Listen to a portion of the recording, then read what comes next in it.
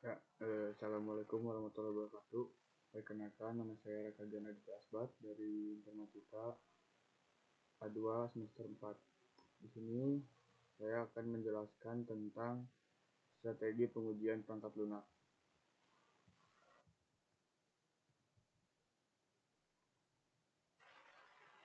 Nah, untuk bahan pokok yang akan saya bahas hari ini yaitu pendekatan strategis ke pengajuan perangkat lunak. Di antara lainnya ada pengajuan unit, pengajuan integrasi, pengajuan validasi, dan juga pengajuan sistem. Apa itu strategi pengujian perangkat lunak? Strategi pengujian perangkat lunak merupakan proses integrasi metode perancangan kasus ke dalam bentuk urutan langkah pengujian perangkat lunak.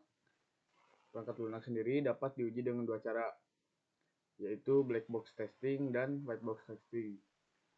Black box testing adalah pengujian dilakukan dengan mengeksekusi data uji dan mengecek apakah fungsional perangkat lunak bekerja dengan baik. Data uji dibangkitkan dari spesifikasi perangkat lunak yang dalam hal ini menjelaskan fungsional perangkat lunak. Untuk white box testing merupakan pengujian yang dilakukan dengan mengenakan data uji untuk menguji semua elemen program perangkat lunak. Dari data internal, galaran atau loop, logika keputusan, dan jalur. Lalu data uji dibangkitkan dengan mengetahui struktur internal atau kode sumber dari perangkat lunak.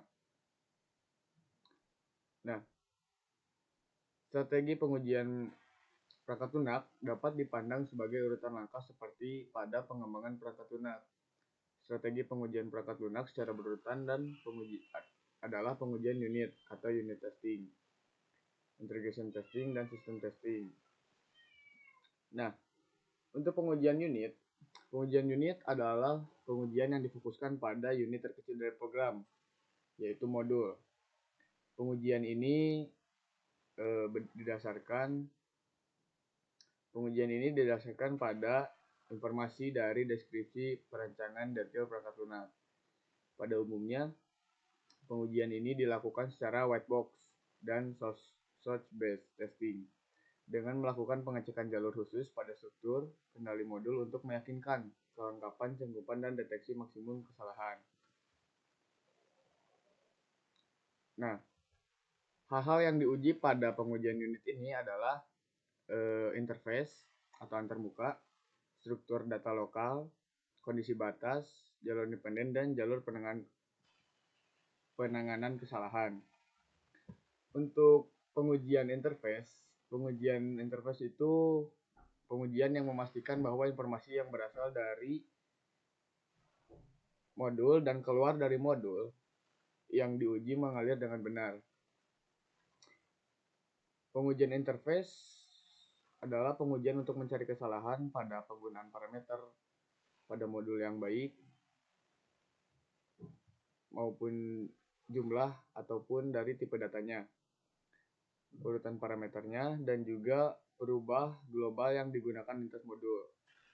Nah, jika modul menggunakan peralatan I/O atau input output eksternal, maka pengujian harus ditambahkan untuk mencari kesalahan pada penggunaan atribut, perintah open atau close, dan kondisi end of file pada file, I/O error handling, dan informasi keluaran.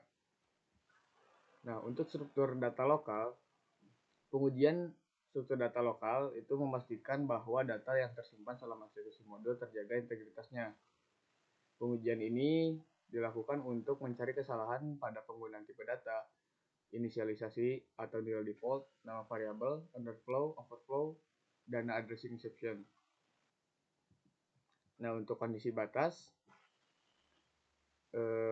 pengujian ini untuk memastikan bahwa modul beroperasi dengan benar pada batas-batas pemrosesan yang ditentukan.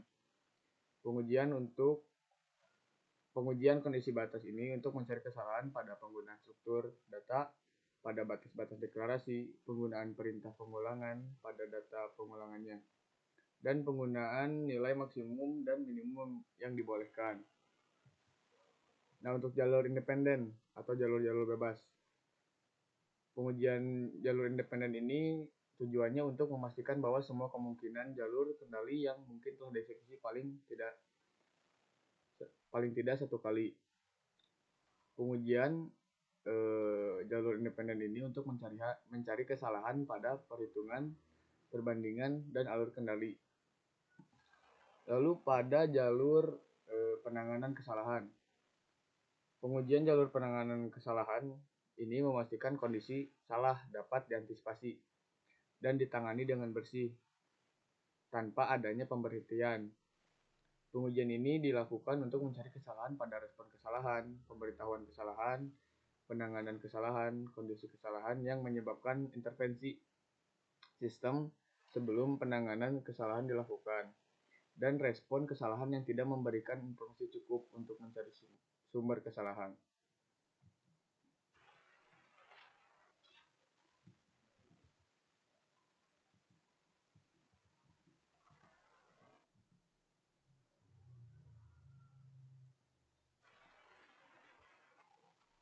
Nah, sebelum ke test case yang didesain, pengujian unit ini dilakukan dengan metode white box, mempunyai kriteria formal dalam pembangkitan daya ujinya.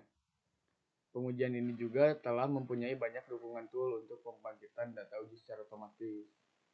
Nah, test case ini harus didesain untuk mengungkapkan kesalahan dalam kategori yang pertama ada pengetikan yang tidak teratur atau tidak konsisten.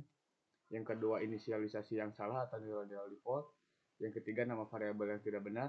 Yang keempat, tipe data yang tidak konsisten. Yang kelima, underflow, overflow, dan pengecualian pengalamatan. Itu gambaran besar yang tadi dijelaskan di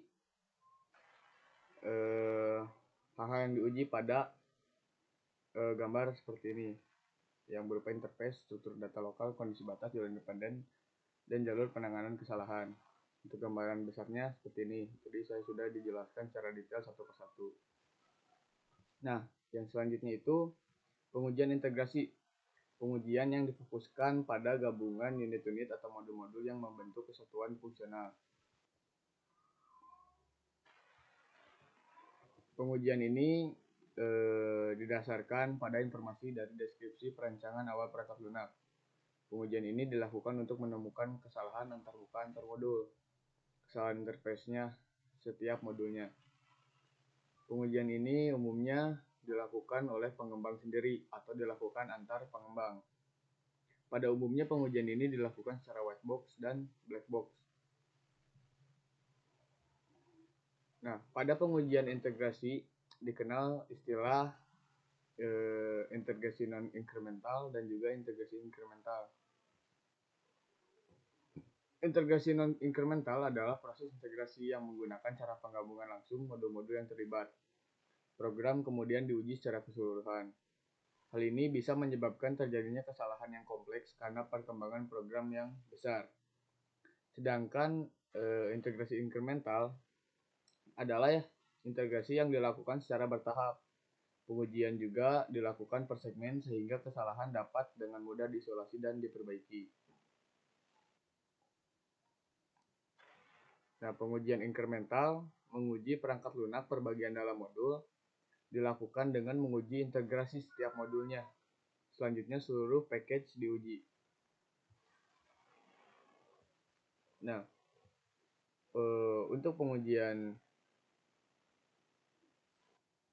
ya tadi saya sudah jelaskan, mohon maaf tadi kesalahan dalam PowerPoint-nya ya seperti ini. Jadi perbagian antar modulnya dulu atau unit testing, lalu diuji setiap modulnya menggunakan pengujian integrasi atau integration test. Lalu seluruh package-nya diuji atau sistem testing. Gambarannya seperti yang tertera. Nah, incremental testing dibentuk dari dua dasar strategi. Yang keduanya menganggap package perangkat lunak dibangun berdasarkan hierarki modul perangkat lunak. Yang pertama ada top down. Top down itu pengujian pendekatan incremental dengan menggerakkan ke bawah melalui hierarki kontrol. Dimulai dari kontrol utama. Jadi modul pertama yang diuji itu modul utamanya yang tertinggi. Dan modul terakhir yang diuji itu modul pada level paling rendah. Keuntungan top down yaitu memperlihatkan keseluruhan fungsi program. semua modulnya lengkap. Tapi kekurangannya itu sulit menyiapkan potongan program dan menganalisis hasil tesnya.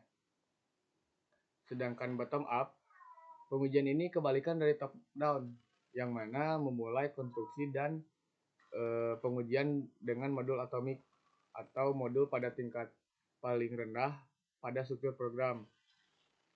Karena modul diintegrasikan dari bawah ke atas, maka pemrosesan yang diperlukan untuk modul subordinate ke suatu tingkat yang diberikan akan selalu tersedia dan kebutuhan akan tetap dapat dieliminasi.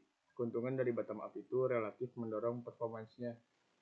Lalu kekurangannya itu menghambat program sebagai suatu keseluruhan modul. Seperti itu. Nah, untuk gambaran top down dan bottom up testing bisa dilihat pada gambar yang tertera.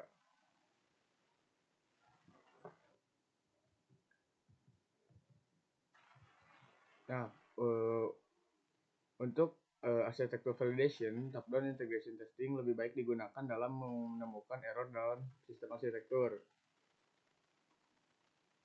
Selanjutnya, sistem demonstration. Top-down integration testing hanya membatasi pengujian pada awal tahap pengembangan sistem. Lalu yang terakhir itu test implementation. Seringkali lebih mudah dengan menggunakan bottom-up integration testing. Selanjutnya, pengujian validasi. Pengujian validasi ini definisinya yaitu software yang berintegrasi diuji berdasarkan pada kebutuhan untuk memastikan bahwa kita memiliki produk yang benar.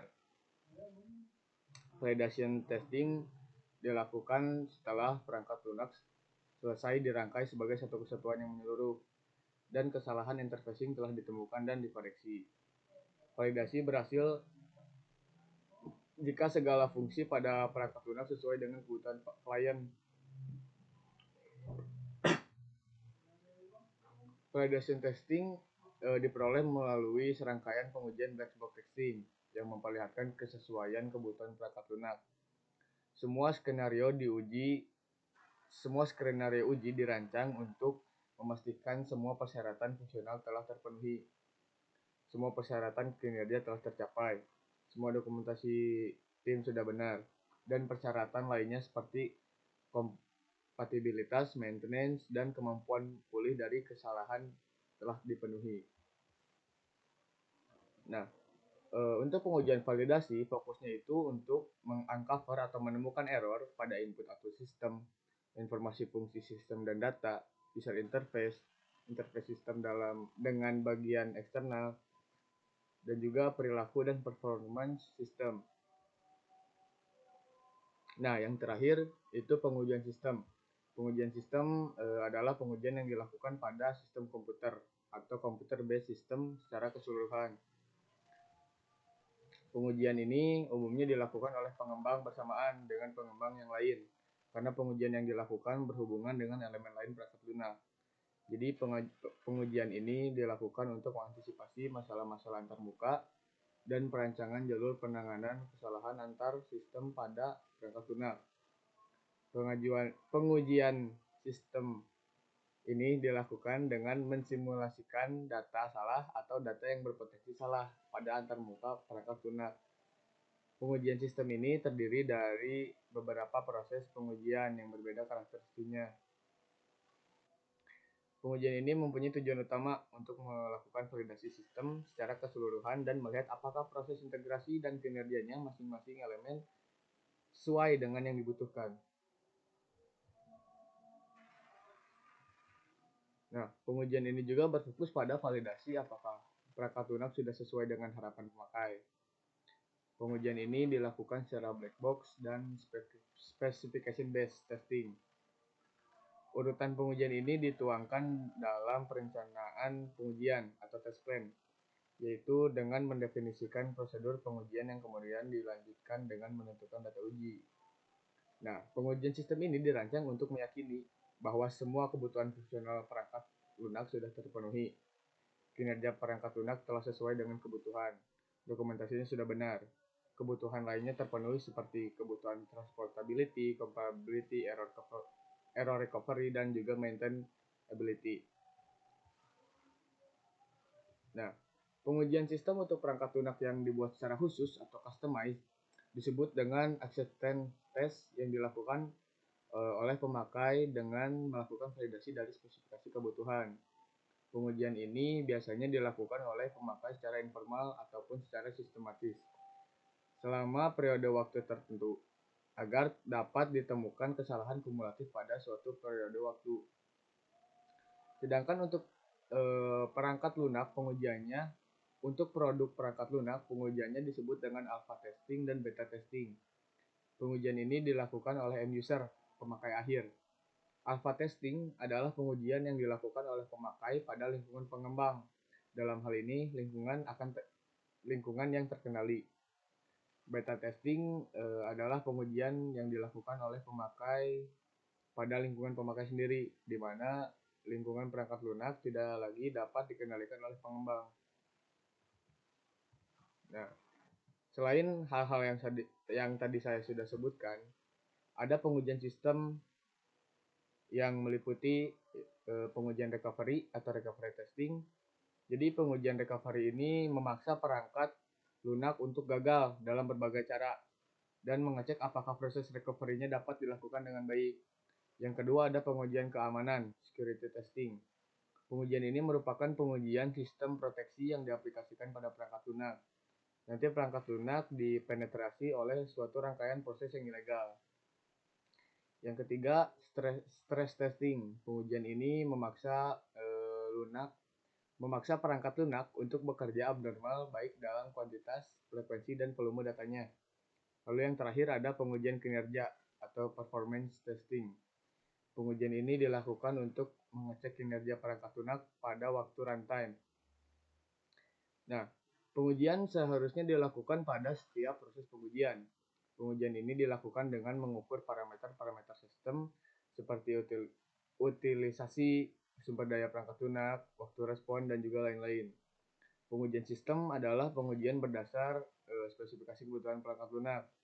Pengujian ini biasanya dilakukan berdasarkan spesifikasi yang dianalisis secara informal dan manual. Pengujian ini juga tidak memiliki metode dan kriteria formal, sehingga hasil pengujiannya bisa menjadi tidak konsisten dan rancu.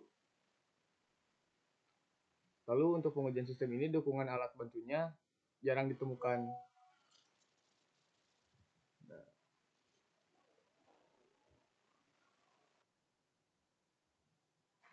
Nah, mungkin segitu saja penjelasan dari saya tentang strategi pengujian perangkat lunak. Mohon maaf apabila ada salah kata. Terima kasih. Assalamualaikum warahmatullahi wabarakatuh.